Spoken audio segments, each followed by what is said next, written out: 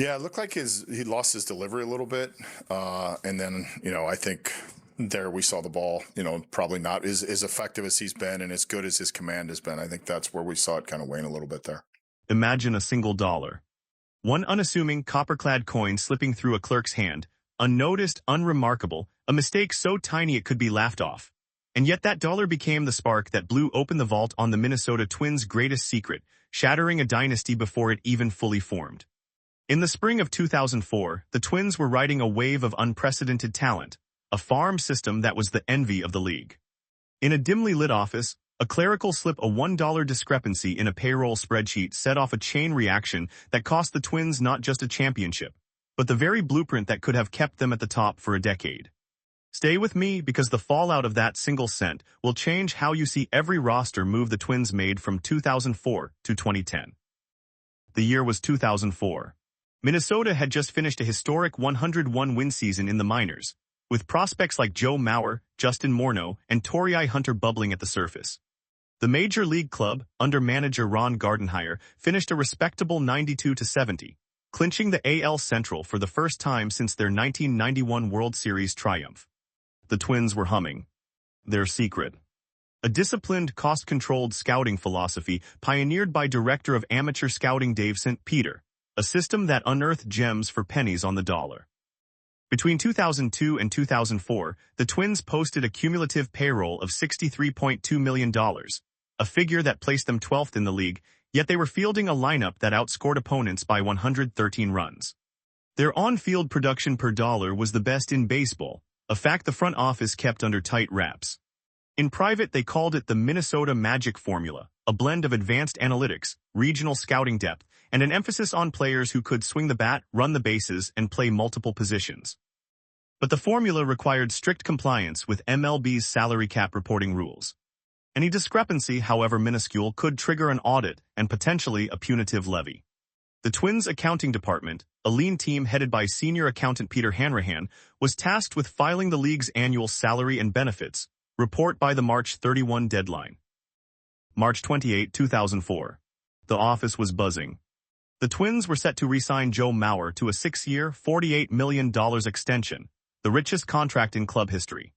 Simultaneously, they were planning to lock down Justin Morneau with a 5-year, $31 million deal. Both contracts fit comfortably within the club's projected payroll, which was slated at $64.5 million for the 2005 season, still well under the league average of $70.3 million. Behind the scenes, an intern named Kevin, a recent graduate from St. Thomas, was tasked with entering the $31,007,450 Morneau contract into the spreadsheet. Kevin typed quickly, his fingers dancing across the keys. He entered $31,007,450, but in the final column for bonus allocation, he entered $1,000,001 instead of $1 million. A single extra dollar. It was a negligible error, one that would never have raised eyebrows if not for the way the numbers were later summed. When the spreadsheet was finally generated, the total payroll projected for 2005 came out to $64,500,001. $1 over the internal budget cap the Twins had set for themselves, a figure they proudly advertised as under $65 million. The report was filed, signed, and sent to the MLB Office of Financial Compliance without a second glance. No one noticed the stray dollar. But the story didn't end in the spreadsheet. That same night, the MLB's automated compliance system flagged the Twins filing for a minor variance and automatically queued it for a manual audit. The next morning, a terse email arrived in the Twins' inbox. Please provide supporting documentation for payroll figures, including all contracts and bonuses, within 48 hours.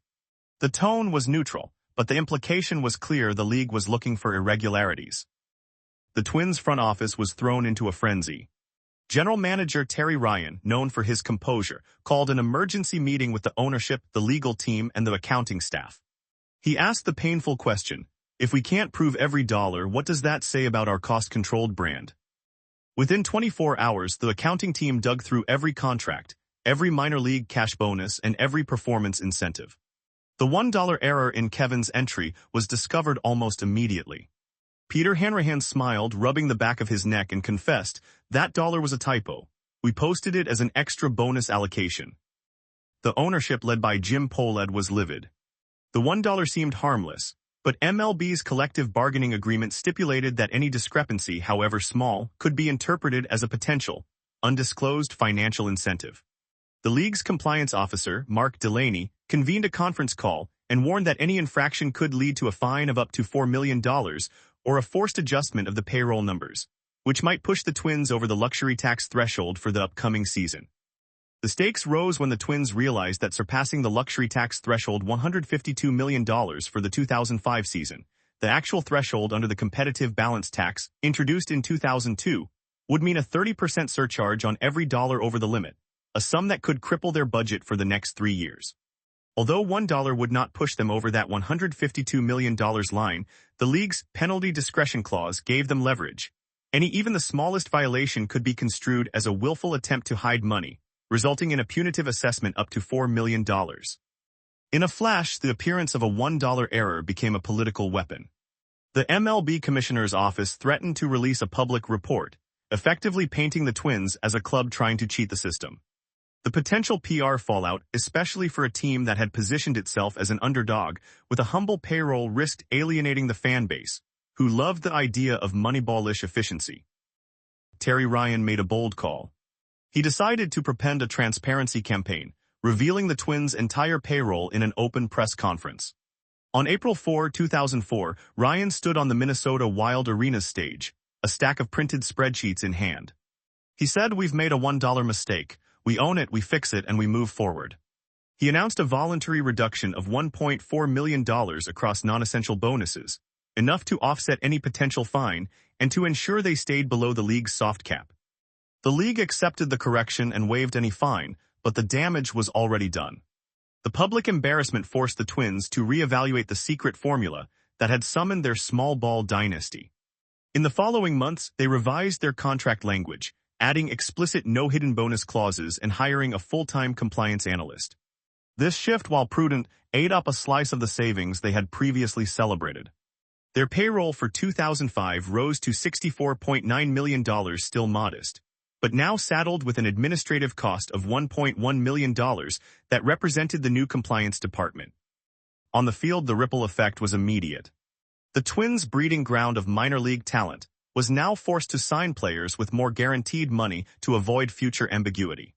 Prospects like Francisco Liriano, who in 2005 posted an 11-6 record with a 3.08 ERA, received a $2.1 million extension, a figure that, while modest, shifted budget allocations away from free agent pursuits. By 2006, the Twins could not afford the $12 million contract they had hoped to give closer to the market rate for a premier starting pitcher, and they ultimately traded Liriano to the Chicago White Sox for a package that included minor league prospects. The deal, though serviceable, was a net loss compared to the value they could have retained. The most glaring consequence manifested in 2007.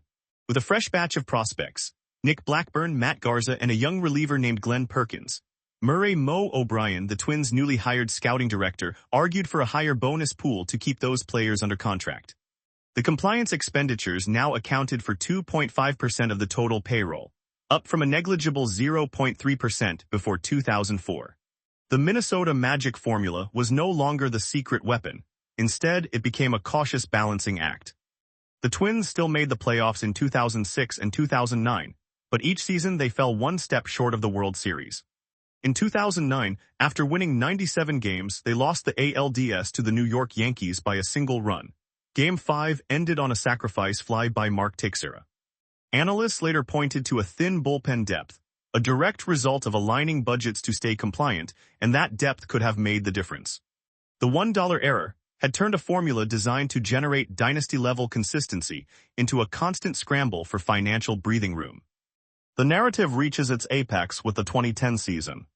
The Twins, now with a payroll of $77 million, still lower than the league average, found themselves forced to let go of veteran outfielder Jermaine Dye, whose $6 million contract was deemed non-essential under the new compliance protocols.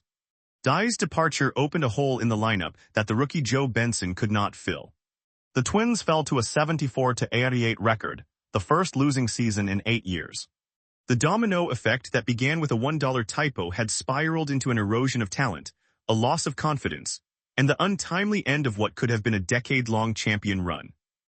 A single dollar can change the course of a franchise, not because of its value, but because it opens a crack that lets larger forces seep in. The Twins' $1 error didn't just cost them a fine. It cost them the secret that could have kept them at the top of baseball's power rankings for years. It taught us that in the world of sports, the line between destiny and disaster is sometimes drawn in copper, and that a tiny slip can dismantle a dynasty before it even has a chance to rise. In the end, the Minnesota Twins learned that the greatest victories aren't always won on the field. They're forged in the meticulous pages of a spreadsheet, where a missing cent can seal the fate of legends. And that, dear fans, is the most humbling lesson a championship-hungry club can ever learn.